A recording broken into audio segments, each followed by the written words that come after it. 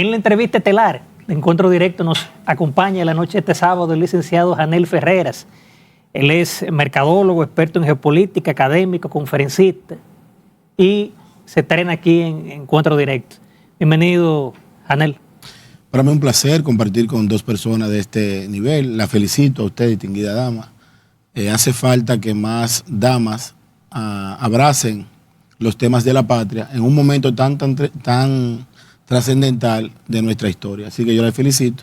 Y en su caso, le extiendo la admiración, primero por ser hijo de quien es y segundo por la trayectoria que lleva en los medios. Gracias. Así que para mí es un placer. Sé la primera vez, yo espero que se repita. Que se repita. Ciertamente, es un honor recibirlo. Gracias, Janel. Janel, lógicamente el tema obligado de la semana ha sido la tragedia ocurrida en el Jet Set. Sabemos que tú eres primo llegado al Grandes Ligas Octavio Dotel. Danos tu perspectiva al respecto sobre lo sucedido. El país está en luto con eso. La tragedia del Jet Set se puede definir como la tragedia más profunda del siglo XXI en todo el Caribe, no solamente en la República Dominicana. Es probable que la tragedia del Jet Set pernote en el tiempo como un agujero oscuro en las familias de la República Dominicana. ¿Por qué? Porque esto es una tragedia integral que toca a todas las esferas de la vida nacional. La clase alta, la muy alta, la clase media, la clase artística, la clase deportiva, la clase incluso delincuencial, que habían personas ahí de bajo mundo que siempre se cuelan en esas fiestas de las familias. Pero lo más lamentable de esta tragedia es de la forma en que suceden las cosas. Primero, es una demostración consolidada del pensamiento económico de Latinoamérica. ¿Por qué Latinoamérica tiene diferencias con Estados Unidos, con Asia o con Europa? Porque la mayoría de los capitales económicos, que es importante, solamente piensan en ganar. Entonces, en ese pensamiento rentista, deja de plano lo que se llama el mantenimiento y la seguridad laboral de cualquier institución. Hay un reglamento, creo que el 52206, que establece que en una empresa donde hay menos de 15 empleados, hay un empleado que es encargado de la seguridad integral de todos. Pero cuando la empresa pasa de 15 empleados, se forma lo que se llama el comité de riesgos laborales dentro de la institución, un comité mixto, que está compuesto por gerencia alta, dirección media, conserjería incluso. ¿Cuál es la responsabilidad? Decirle, mira, aquí el techo se va a caer, aquí hay una gotera, ese piso está filtrando, a cada rato la gente resbala en ese escalón para tomar los correctivos. Hay una tragedia que sucedió aquí que fue una antesala al Jet Set, que fue la tragedia de Villa Agrícolas. 4 meses antes un técnico fue y en un checklist le dijo estos son los elementos que hay que corregir. ¿Qué hizo la empresa? Despidió a esa persona y terminó provocando una tragedia donde personas inocentes murieron. Esta tragedia ha enlutado a todo el mundo. Familias completas se fueron porque el artista que estaba tocando en el Jet Set es un artista de la patria que regularmente lleva a la familia, a la mamá, al papá, a los sobrinos, cumpleaños se celebraron allí, personas tomaron aviones para venir solamente a esa fiesta.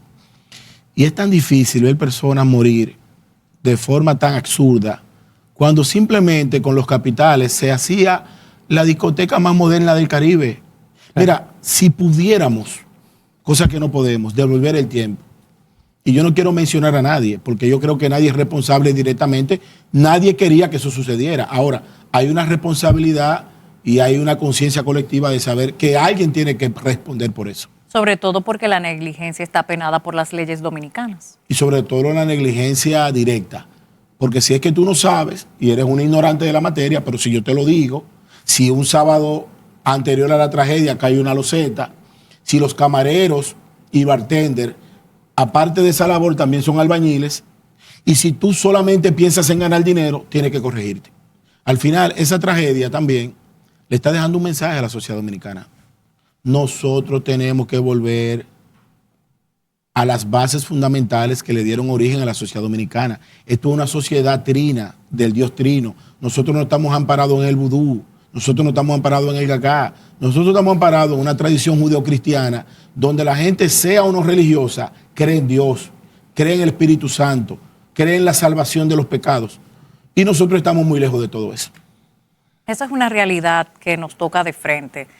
Y sobre todo al margen de que no podemos devolver la tragedia que nos ha sacudido como nación, sí podemos en lo adelante procurar evitarlo, tan sencillo como aplicando las leyes que ya existen en esa materia regulatoria, pero que al no aplicarse, lo hemos visto porque sucedió algo que podía evitarse.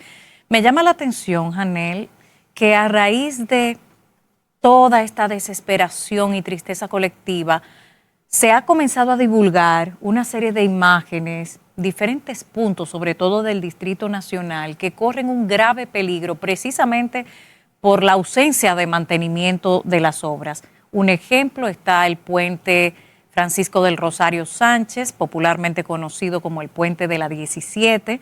También se han referido, y no es la primera vez, a las condiciones deplorables del edificio que alojaba la antigua Suprema Corte de Justicia, que ahora aloja a las Cortes de Apelaciones del Distrito Nacional, en donde literalmente, Janel, los trozos de techo caen sobre los escritorios y las personas tienen un temor fundado en que corran la misma suerte de lo que recién acaba de ocurrir el pasado 8 de abril. A partir de este escenario real y la regulación por normas que tenemos en la República Dominicana, ¿qué es lo que procede a hacer con casos concretos como los que le acabo de mencionar? Mira, lo primero, yo pienso que esta tragedia que enlutece al pueblo dominicano debe de servir para nosotros empezar un proceso de revisión general de infraestructura a nivel nacional. Yo pienso que la vida misma tiene una condición: usted nace, crece, se reproduce y muere. Así son las obras. Cualquier edificación, no importa quién la haga, tiene una fecha de vencimiento. En el caso de los puentes, por ejemplo, los puentes tienen una fecha de vencimiento. En todos los países modernos hay puentes que al llegar a su vida útil, sobre todo cuando tiene algún tipo de condición de estado ribereño, que tiene la mar cerca, va a tener la salitre algún efecto importante en las bases de metal. Nosotros tenemos una plataforma continental muy cercana, el mar Caribe muy profundo, el mar territorial está muy cerca. Todas las infraestructuras de construcción que están en Santo Domingo tienen definitivamente un contacto directo con la salitre, sobre todo la parte esa que usted menciona del Palacio de Justicia, antigua Suprema Corte de Justicia. Yo pienso que debe servir para nosotros. Aquí hay que demoler en esta semana, o luego de Semana Santa, aquí hay que demoler por lo menos 20 discotecas que no cumplen con los estándares de seguridad. Por ejemplo, para que no vuelva a suceder, ruta de escape. Nosotros tenemos que prepararnos, porque yo me he dado cuenta con esta tragedia, que nos afecta a todos, que la sociedad dominicana no está preparada para un terremoto. Por ejemplo, nosotros en el papel podemos hacer un buen servicio, pero nosotros no sabemos, nosotros no estamos preparados para tener ruta de escape. Y hay un esfuerzo marcado, porque yo veo que en algunas instituciones privadas están marcadas las paredes con la ruta de escape, pero aquí nadie hace ejercicio sobre evacuación producto de un temblor o terremoto. Esos muertos nadie los revive. Yo pienso que la lección sería, a partir de ahora, unificar el criterio y hacer un plan general de revisión de infraestructura, y en el caso de la alcaldía, del Ministerio de Obras Públicas y del CODIA, que jueguen su papel, papel. Sí, pero hay un tema ahí, porque estaríamos hablando directamente, Janel, de los muy famosos simulacros de terremotos que activan las alertas para que la gente sepa lo que se supone sucede cuando se tiene una escena real. Pero me llama la atención porque, si bien es cierto, todos en algún momento hemos participado en algún simulacro, pero la realidad nos da de frente cuando tenemos situaciones como la que acaba de acontecer en el Jet Set, en donde el INASIF, por citar una de tantas entidades vinculadas, no da abasto, pero no solo por la gran cantidad de personas que fallecieron de manera simultánea, imagínenselo a escala nacional con un terremoto, sino porque el orden y los protocolos parecen que están claros solo sobre el papel, pero a la hora de ejecutarlos no necesariamente hay una guía clara. Ese es el problema, cómo llegar de lo que está escrito, porque en efecto lo está, a la realidad concreta. Mencionaba rutas de escape, salidas de emergencia. Yo misma puedo dar fe y testimonio, como entiendo que ustedes también en su momento, a cuántos establecimientos comerciales no hemos ido, en donde yo soy un tanto observadora y me percato de que en efecto usted está entrando en una caja que puede sellar su suerte porque no se ven salidas alternativas. Y eso me preocupa, sobre todo, no solo por lo que acaba de ocurrir, sino porque hay legislaciones que precisamente prevén que esto no suceda. ¿Puede el Estado recibir una responsabilidad por cosas como estas en su labor de revisión y que no alerte? Claro, en el caso del Estado, el Estado siempre será el contrapeso entre la riqueza que usted produce y la necesidad de que usted padece. Entonces ahí está el término de la regulación. Ahora, hay una parte fundamental en todo esto, es la educación. Hay que educar. No hay personas que sobrevivieron porque estaban educadas, no se alarmaron y pudieron pasar la prueba. Nosotros tenemos que educar al pueblo dominicano. Aunque yo creo que es más que una educación, porque señores, estar en esa situación donde no tienes oxígeno, no ves nada, estás incomunicado, la verdad es que es algo que no podemos siquiera imaginar, pasa al alma de estas personas que han perdido la vida en este trágico incidente. Sí es. Bueno, Janel, con tu permiso y el de los amables televidentes, nos vamos a una pausa comercial y en breve volvemos con la entrevista estelar de Encuentro Directo.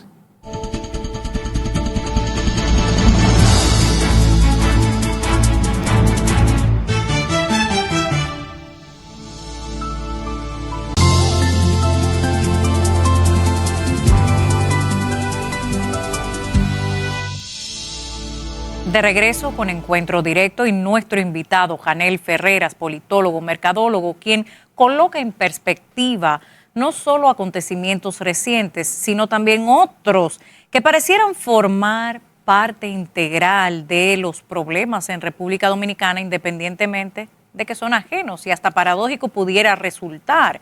Vamos a referirnos en este momento, Janel, a la sempiterna crisis haitiana y cómo su impacto ya ha ido penetrando hasta la cultura dominicana, las estadísticas demográficas, incidiendo en la democracia, porque ya nos están desplazando numéricamente en áreas muy sensibles, socioeconómicas, que finalmente derivarán en la parte política de la mayoría, que equivale a la democracia. O sea, que ellos decidan por nosotros las reglas sociales. En este sentido, Janel, recientemente el presidente Abinader estuvo presentando 15 medidas que tituló Migración y Soberanía. Obviamente se entiende que ha sido repercusión de la marcha en Friusa, porque hemos ido a un sitio en donde se ha puesto el dedo en la llaga. ¿Qué valoración da Janel a estas 15 medidas, posibilidades fácticas de ellas?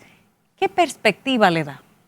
Mira, Haití representa el peligro más latente de toda la sociedad dominicana. Nuestra principal amenaza es Haití.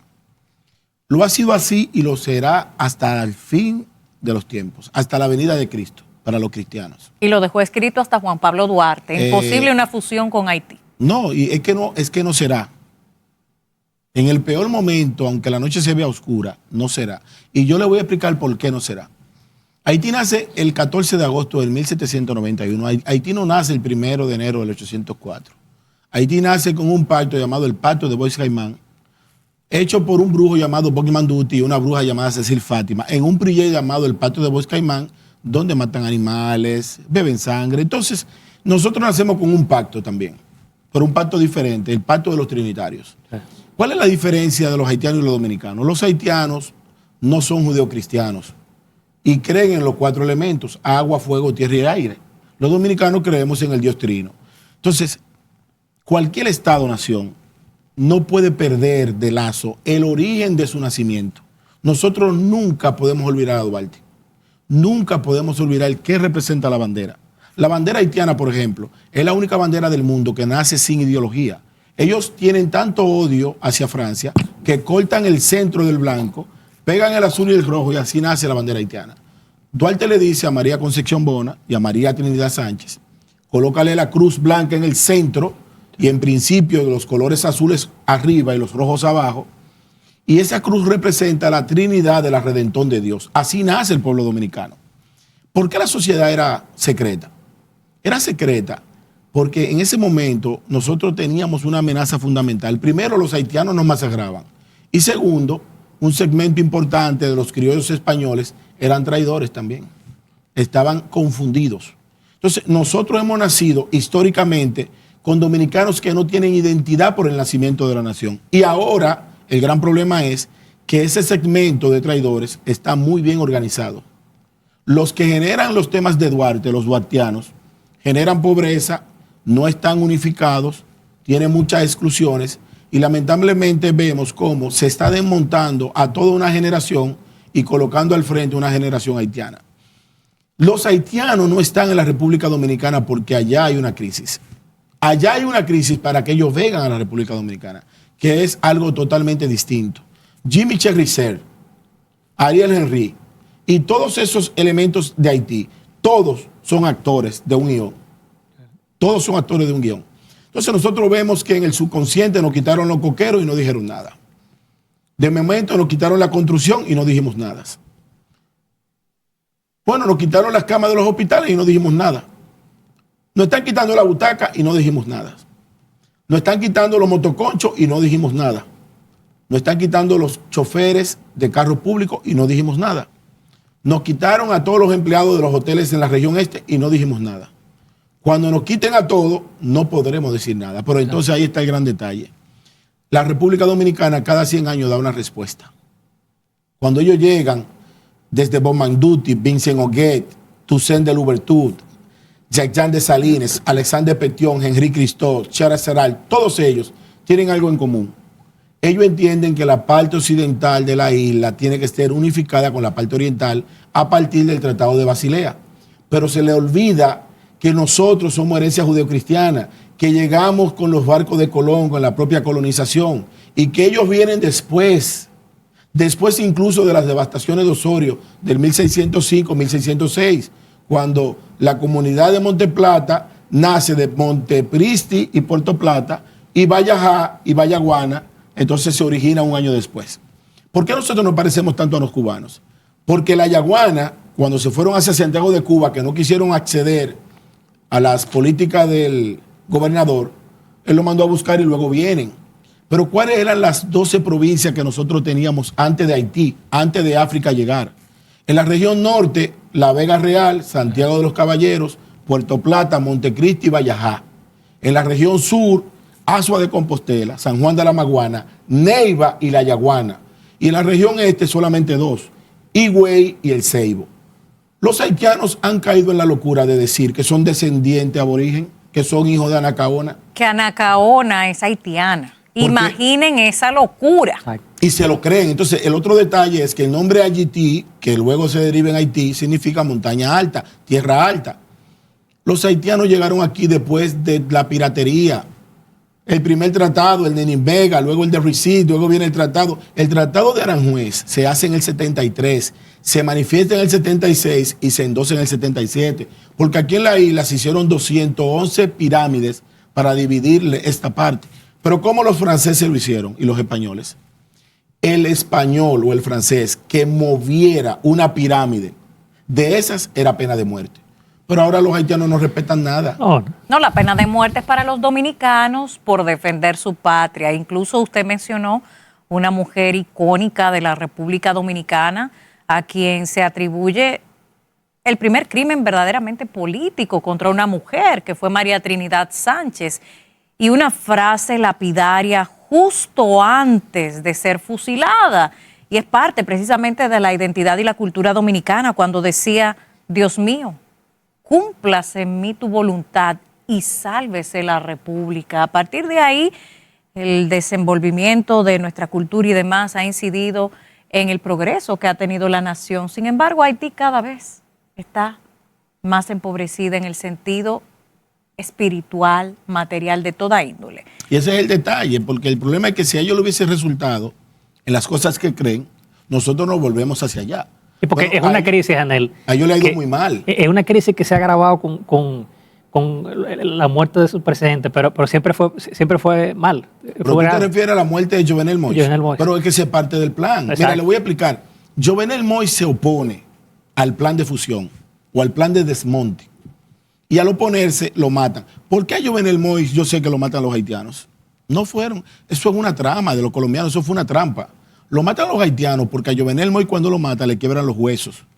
Y en la cultura haitiana dicen que si lo matan y no le quiebran los huesos, se convierte en zombie. Y lo persigue. Pero además, aquí frente al canal, cuando hicimos el conflicto del canal del río, ustedes pueden buscarlo en internet. Los haitianos hicieron unas especies de rituales en la tierra con cal. Señores, y en medio de una discusión diplomática enterraron un gallo vivo. Pero ¿cómo tú vas a lidiar con una población así? Mira, lo que los dominicanos les conviene... Son caníbales. No, son peores. Lo que los dominicanos tienen que saber es que nosotros tenemos que estar lejos de Haití todos los días más. Es más, si por mí fuera, Janel Ferreras, aquí no existiera un solo haitiano, porque el desmonte de la mano de obra, lo que sucede es que también la juventud dominicana hay que hacer una reingeniería. Tú hablas de María Trinidad Sánchez, pero oye, te voy a decir algo. Nosotros pasamos de Soy la Luna, María Cela Álvarez, hicimos un escalón rápido en la llamada Mega Diva, que eran mujeres muy hermosas y preparadas, pero no sabes por dónde nosotros vamos. Nosotros vamos porque las líderes de opinión juvenil de este país, las que llegan a las masas de abajo, son Mami Kim, Mami Jordan, la más viral, la más dol, la más demente. Estamos jodidos. Entonces, esa realidad solamente se combate con una revolución cultural urgente, para no caer entonces en la otra revolución que es mucho más catastrófica. Y que de hecho es el sello distintivo de la raza haitiana, que surge, como muy bien apunta Janel Ferreras, posterior a todo lo que ellos dicen, alegan que son pioneros. Pero finalmente, cerrando un poco de ese aspecto cultural y toda la incidencia que ha tenido en República Dominicana, el vudú lamentablemente ha tenido una alta penetración, no porque haya convencido al pueblo dominicano, sino porque el pueblo dominicano está permitiendo que siga penetrando y ellos ocupando territorio y por tanto introduciendo estas prácticas. Cuando regresemos, porque nos mandan a una pausa, vamos a ampliar este y otro tipo de detalles. ¿Nos informan? Que continúe. Es el último bloque. Pues que ya estamos en la despedida. Finalmente, unas últimas palabras, brevemente, en menos de un minuto. Tenemos que volver a Duarte. ¿Qué podemos hacer? No, primero volver a Duarte. Lean el himno nacional, no lo canten, escúchenlo. El himno nacional le va a dar la respuesta de dónde nosotros nos separamos y hacia dónde nunca debemos volver. Solamente váyanse al himno nacional, no me crean a mí. Procuren en el pensamiento de Duarte quiénes son nuestros enemigos y quiénes lo serán hasta el fin de la humanidad. Bien. Más nada. Janel, tenemos que hacer una segunda parte porque se quedaron muchos temas pendientes y como yo siempre digo, el tiempo pasa rápido en buena compañía. Gracias, así estaré. Que sea la primera de muchas. Así será. Gracias. Bien, amables televidentes, nos vamos a una pausa comercial y en breve volvemos ya a la rectica final de Encuentro Directo.